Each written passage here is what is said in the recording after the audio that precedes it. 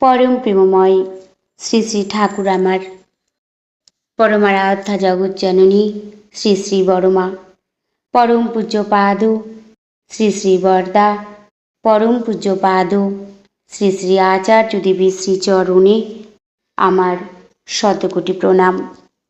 আমি শ্যামলী দেবনাথ, শ্যামার পরিবার চ্যানেলের সকল ভাই ও বোনেদের জানাই জয়গুরু ও ভালোবাসা। আমি শুরু করছি ইষ্ট প্রসঙ্গ আলোচনা।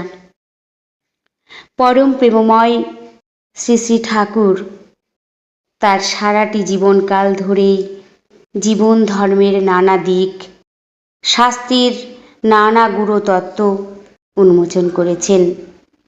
তার মতে হিন্দু, মুসলমান, বৌদ্ধ, খ্রিস্টান এসব ধর্ম নয়, বিভিন্ন সম্প্রদায় ধর্ম জীবনের পথকে সুন্দর করে তোলে, জীবনকে ভালোবাসাময় করে তোলে।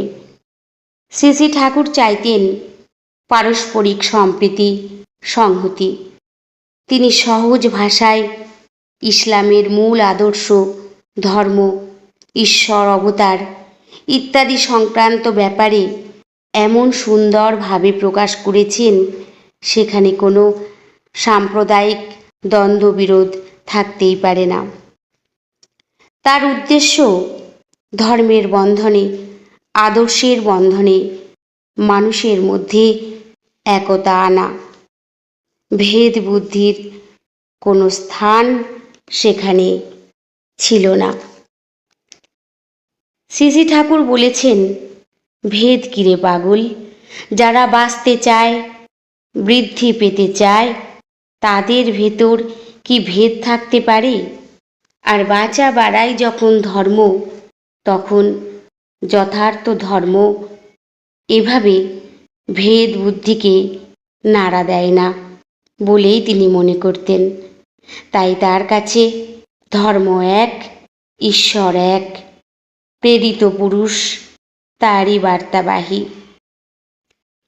ঈশ্বরকে কোনো অংশী করা চলে না, তিনি পূর্ণ, নিত্য, অখণ্ড ও এক। অবতার বলতে তিনি বুঝতেন প্রত্যেকের ঈশ্বর লাভের পথ যিনি সুগম করেছেন, তিনি ঈশ্বরের প্রেরিত পুরুষ, যুগে যুগে তার আবির্ভাব।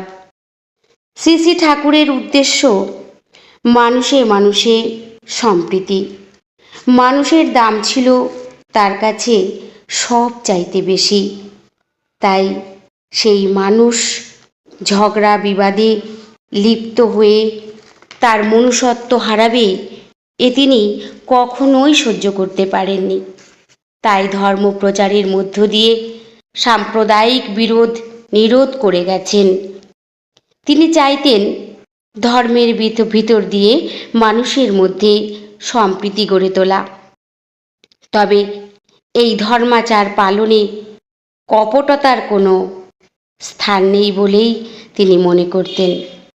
শ্রী শ্রী ঠাকুর তার শ্রীহস্ত লিখিত সত্যানুসরণ গ্রন্থে বলেছেন, আগে সাহসী হও, অকপট হও, তবেই জানা যাবে তোমার ধর্মরাজ্যে ঢোকবার অধিকার জন্মেছে।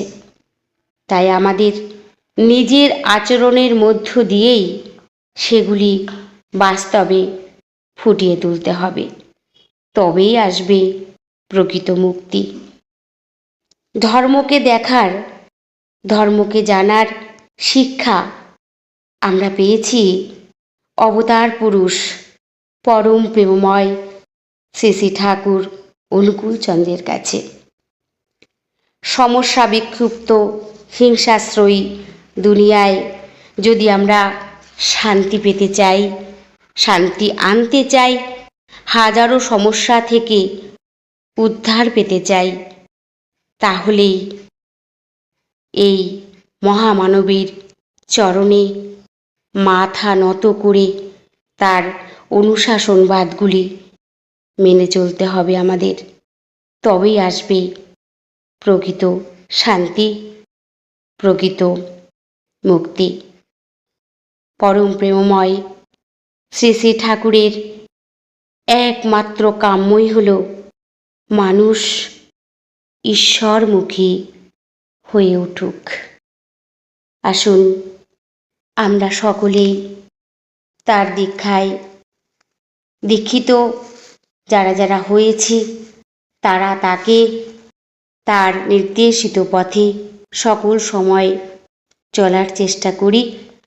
আর যারা এখনও সদ্দীক্ষায় দীক্ষিত হননি তারা দীক্ষিত হন এবং সকলে একসাথে মিলে তাকে অনুসরণ করে তার নির্দেশিত পথে চলার চেষ্টা করি সকল সময়।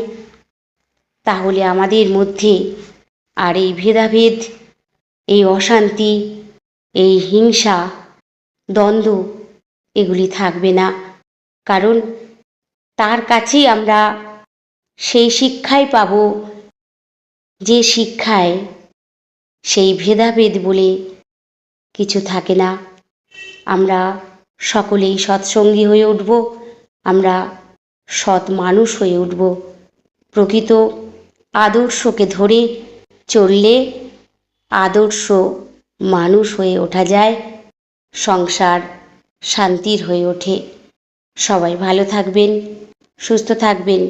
পরম দয়ালীর শ্রী রাতুল রাঙা চরণে আমি সকলের জন্য মঙ্গল প্রার্থনা করি। জয় গুরু।